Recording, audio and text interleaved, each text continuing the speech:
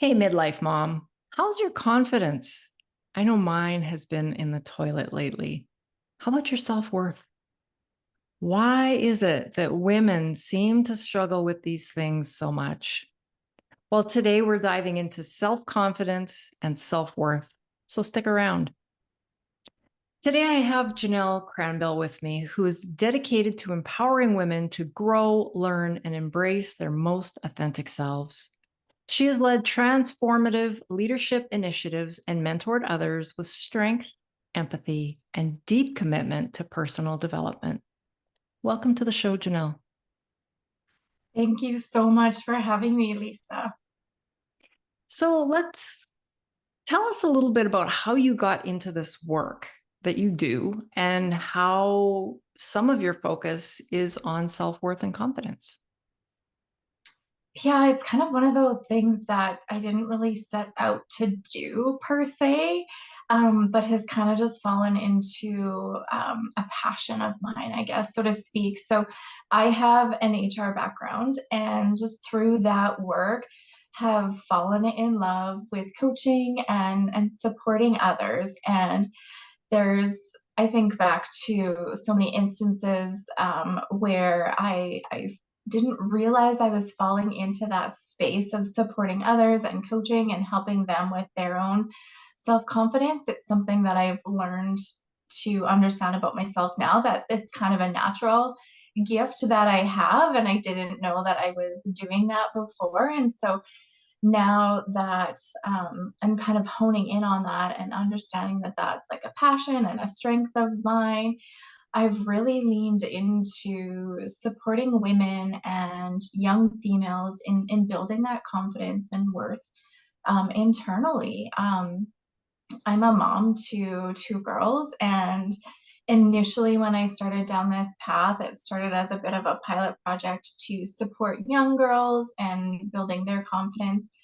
And it was through that I kind of pivoted and realized we actually need to focus on that adult female first, because if they aren't well and displaying some of those things and being an active role model, the young girls don't stand a chance in some ways too. So and they're not actively looking and seeking this information. And so it was just kind of an aha for me, like, let's reach out and support to that adult mom, female leader, role model around all these young girls and support and lift them up. And then that ripple effect will happen organically to the younger girls and all the rest of them around us. So that's kind of how I got into this space. That's really interesting. As you're talking, I was thinking of asking the question, although I think you answered it. Who do you think suffers more with this confidence piece? Is it young girls, or is it all of us? Or as we get older, maybe we suffer more. What's your perspective on that?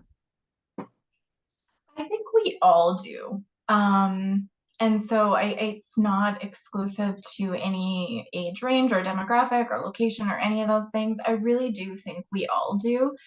When I was thinking about starting this platform and space and thinking about it for young girls, it was more so from the avenue of, I've got two girls. I know social media is hard.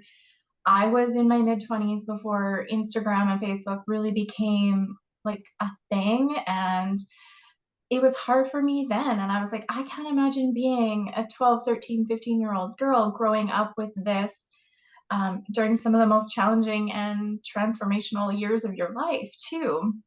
So I was thinking, what can I do as a mom to help support them with their confidence and self-worth, and don't need to rely on the likes to validate your worth, or how many comments or views or whatever it is, really helping them build it from within. And through like my own learning and research, just came to the conclusion that I actually need to be that person and model that for them and help them feel what that looks like too, instead of just say, if you post this picture, don't worry about how many likes. Because I mean, I still hone in on that anytime I make a post. It's like, who's seen it? And so it's definitely a work in progress for me, but I do think that if we can support this adult group and educate and create some awareness around them to equip us with tools to support our kids. That makes all the sense in the world. And I even notice it in my son. So my son is 24. I'd say he has both feet on the ground most of the time. But I know when he went through a bad breakup last summer, he and I spoke and he said, you know what, mom, he actually did this himself. And I thought he could teach other people. He said, I'm setting a timer when I'm on social media. It's not good for me. He was questioning a lot about himself. But, as a midlife woman myself, who I used to think of myself as a fairly confident person, I would say that social media is a force to be reckoned with. Even though the logical parts of my brain are saying those are filters or, the likes, the comments, whatever, it doesn't matter. I know this stuff. It still gets to me. Or the blatant bullying that I see, or the rotten comments and so on. So how do most of the people that we're talking to today are in midlife. How can we navigate this path through confidence and self-worth in this world that we live in?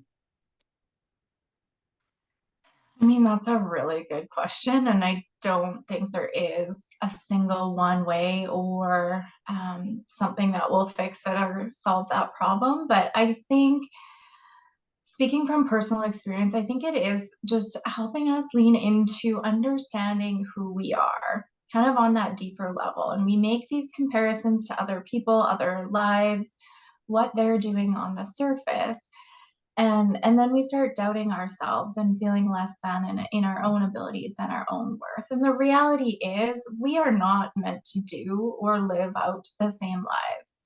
And when we can come back to ourselves and understand what our values are, figure out what our true passions and purpose and values are in life, and then use that as kind of our guidepost for all of our decisions and things that we're making, instead of that surface level comparison to others, which, um, recently I had, a couple years ago, made a decision to transition out of working in a corporate environment and doing something more independent and from home. And just the comparison to others who are moms and have kids and busier lives and jobs, and that feeling for me of like self-doubt and like, why do you feel like you can't do that, or you want to do something different, and really doubting my own knowing that this is what I want and what is best for me and my interests. And but I was comparing to others who were doing this and, in quotes, more successfully or than I could. And it's taken me a while to just say, like, I truly believe some are meant to do that, and that is their path, and they will be great at it. And that's not you. Your pull and call to be home more was so strong, and you have to embrace that. And so it's, again, it's a work in progress and a constant reminder, like, internally, that you're you. And if I, like, just continue coming back to kind of my home base of what is so important to me and leaning into that versus that external comparison, it kind of just helps to build some of that trust from within, that I'm making those decisions for me, and those decisions are right. If I'm hearing you correctly, what we need to do is stay in our own lane and not look at what the car on the right or the car on the left is doing, and coming back to our values. Am I hearing you correctly? Yeah, and I think it's a really hard exercise to do, um, because sometimes things change, Mhm. and that's okay. But if we don't have kind of that checkpoint, we kind of get lost in that comparison and trying to do all of these other things and never feeling satisfied or good enough in what we are doing. But if we are so clear and true to our own self and know we know what that looks like. It's just like, we will always veer off and make that comparison elsewhere, but the quicker you can come back to that checkpoint and home base and feeling good here, it's just, yeah, you can just feel like that weight and that deep breath can release all of the other things. Do you think there's any misconceptions or misunderstandings about confidence that keeps women in particular playing small? And what I'm thinking in my head is, do some of us think that being confident is being cocky or being too self-assured? And is that a female thing or is that a people thing? Yeah, I think it's probably a people thing. I think they're obviously my lens and interest is more so in women. And I think we underestimate the lack of confidence that some men have too, just because of that like stronger physical presence that they have. But I think they face imposter syndrome and lack of confidence similarly to women. I think it just shows up differently. Um, I'm trying to go back to your initial question. Do you think sometimes self-confidence can be perceived as being cocky? Mm, yeah, I think so. I think in some ways, self-confidence is looking for that external validation, right? So if I do these things and kind of check off these boxes and get that awareness and acknowledgement externally from others, I will feel confident. Whereas the self-worth is more so leaning into that internal worth and trust in your own self and abilities and really accepting who you are as a whole person. And we all have strengths, we all have weaknesses. There's things about us that we love, things about us that we don't like, and it's learning to embrace it all and understanding that every single one of us has those strengths and weaknesses. So regardless of what we see and perceive on socials or wherever it might be, just know that there's things that those people struggle with too. And as soon as we can embrace that about ourselves, I think we have a different appreciation and understanding for others as well. Do you think mindset comes into play with Uh, confidence and self-worth? yes, absolutely. I am a firm believer that energy goes where the attention flows. So if we continue to focus on all of the things that we maybe have room for growth in or we don't like about ourselves, wish we could do differently, that's where our attention goes and we're just literally pulling ourselves down. Mhm. There's so many good things and there's Darcy Lang has the focus on the 90%. That was a book that I read early on in my career and that just focus on the 90 has stuck in my mind too. There's the 10% of things we want to change or don't like, but let's focus on the 90 that is good and working for us and continue leaning into that versus getting stuck in the negative. So I definitely do think mindset has a big part of it. How can we use our mindset to help us become more confident and feel more worthy? I mean, one thing that just immediately comes to my mind since we've talked about social media is a social media detox. Like, not just less time on there, but get rid of those accounts that aren't, or the people or whatever it is that make you feel like less than, right? Yeah, What else can we do? I think it is like disciplined practice with your mindset. So it is, we're all going to have those negative thoughts. They will always come in. I think it's just getting more disciplined and focused on how much time and energy you give that space. Mhm. No different than your phone. I mean, you shared that story about your son and how he was feeling, and good on him for recognizing that instead of just getting sucked in even more. And you mentioned it like a digital detox. In July, we were reading the Anxious Generation book, and we had a book club, and part of that was a digital detox. And so I did a little thing with that for myself and for the others in the group. And the realization I had from that was way deeper than I initially thought. And it kind of checked my own assumptions and obsession really with my phone. And I started down this path for my kids, and I was like, no, like I have a problem here too. And the message in the book is really about collective effort and collective change, and from a school perspective and a community perspective. But I really took it too from our own household. And if I want our kids to have different relationships with their phone and rely less on that, then I need to be that role model for them too. So it's coming back to just that, like, intentional decision making, intentional thoughts. So whether it be with how you're using your phone, how long you're on it, what apps you're using, or just intentional thoughts about yourself and what you're capable of doing and your own worth and things like that. So it's being more structured and diligent and catching yourself and quickly kind of popping those negative thoughts and redirecting it to something more positive. And how can you reframe that? So being mindful is what I'm hearing, being Yep. aware. Um, did you ever read the book? I think it's called High Five Habit by Mel Robbins. I have not. It's a really simple concept, and I just loved it. I think I read the book in a day, honestly. But she says she wakes up every morning and goes into the bathroom with her hair sticking up everywhere and zit cream and the whole thing, how we look in the morning. And before she does anything, she high fives herself in the mirror. That's it. No words. And as I read through the book, and I have to say I didn't get into the habit of high-fiving myself. I did it one day, but it was, you've got to believe in yourself. You're the only person that needs to high-five you, that needs to say, "Hey, you're awesome." Right?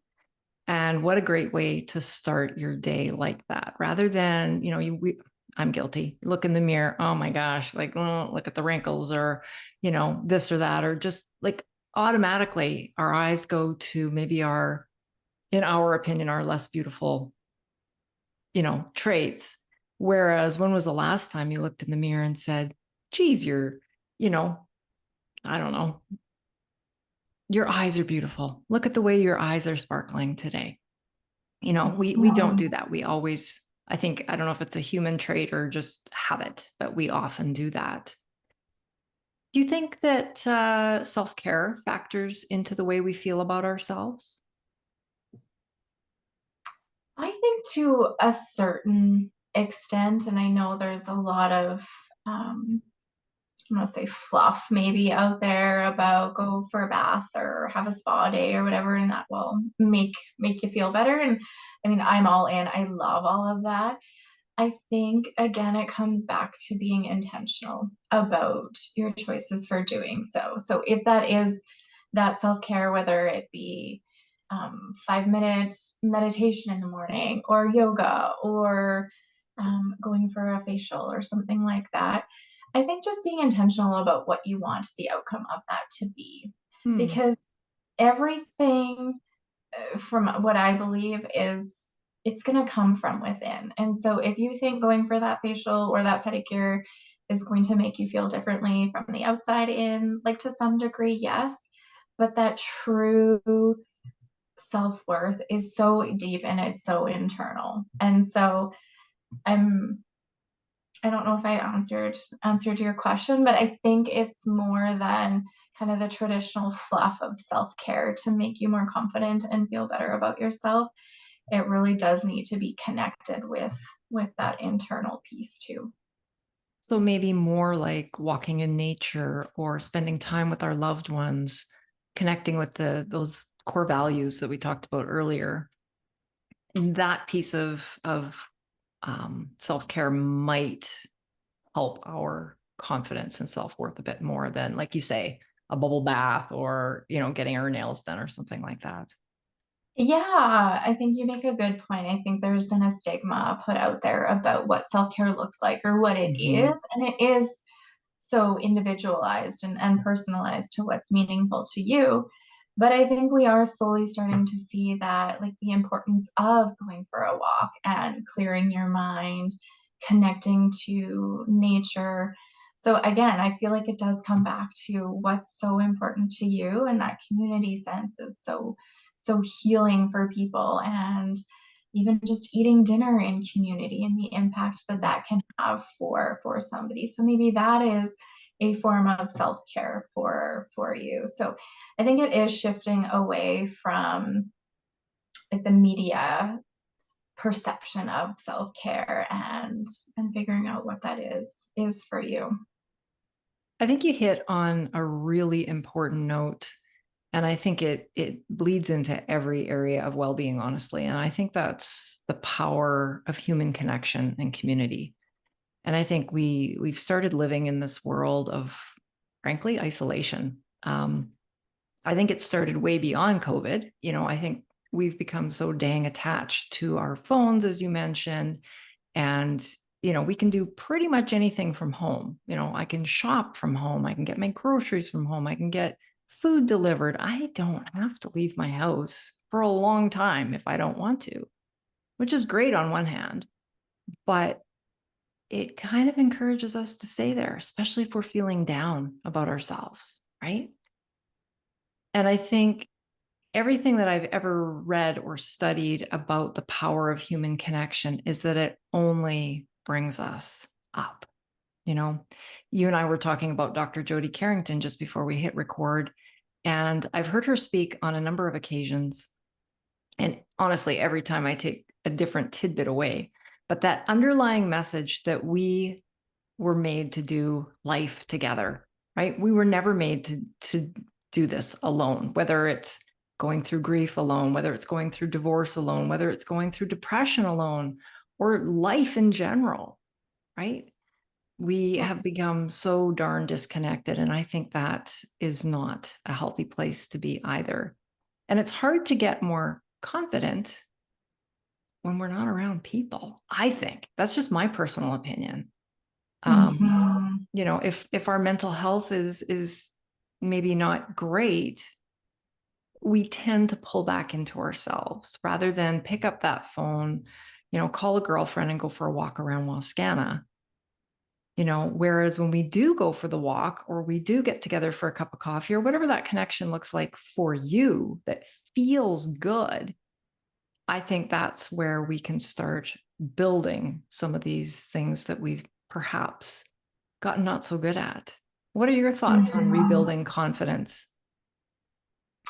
Yeah, as you were speaking, I was thinking that same thing. Like, how many times do you come home from a full day at work and you've got plans with girlfriends or whatever, and it's like, oh, it's the last thing I feel like doing right now. And you go, and it was the best thing for you, right? So we know that we're tired, exhausted, but if we go and surround ourselves and lean into that community of support, you never leave that feeling worse. No. You just, the energy there and the support it's just incredible. So I agree. I think when we are struggling, we need to be courageous and lean into that support group. It is so hard to ask for help, to acknowledge that we need help. And there's some interesting statistics out there, and I don't know them off the top of my head, but so much time passes between that first point where we think or feel like we're struggling with something and when we actually reach out or seek support for that. And I just think if we can support women to being more courageous and vulnerable, to even just sharing, when you share something with somebody else, that opens the floor for so many other people to come in and say, hey, I feel that same way. And then you feel validated, and then they feel supported. And it's just incredible how impactful that can be. But when we stay inside and scared of asking for support or help, we just set ourselves back so much farther, and we can move forward quicker when we just kind of be brave and raise that hand and ask those tough questions. And when you do, you know that you're not the only one.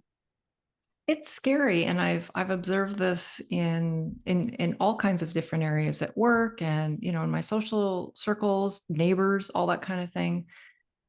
I don't know if it's fear of judgment, but as soon as somebody, myself or somebody else says, "Man, I've been riding the struggle bus lately." Like, I don't know where the tears are coming from. I don't know what's going on. Inevitably, somebody else says, "Oh, thank God you said something. I thought it was just me." you know or in my grief groups, so often, and grief has got all these nasty layers. You can't even identify all of them in one sentence, but where somebody will come to group and tell us what's been going on, and inevitably all the heads are nodding, right? Yeah, I'm there, or I've been there, or that kind of thing. And I think back a couple of generations ago, even to my grandparents' time. If my grandpa wanted a new barn, they had a barn raising party, right? The women forever were, cooking for weddings and funerals and babies and all the things. They were always standing shoulder to shoulder in the kitchen. Well, what happens when you are stirring a big pot of soup for 8 hours, shoulder to shoulder with women? You talk, you share, you listen, right? And we have gotten away from that. And I'm curious if there's some more stats out there on connection and confidence. I'll have to go digging for that and maybe share them if I do find Mhm. them. Um, what about societal expectations of us? Do you think those are hurting us in terms of confidence and self worth? I think so. I think it depends how much energy and attention you put on them too. But I do like. I think as moms, it's you have kids and you have a career and you've got a good home life and you have to stay on top of things.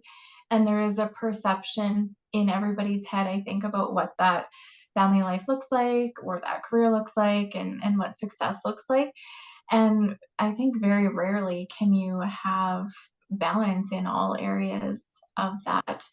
And, for me personally, it's like if things are really well at work and I'm on top of things and I'm getting things done there, then home life is suffering realistically.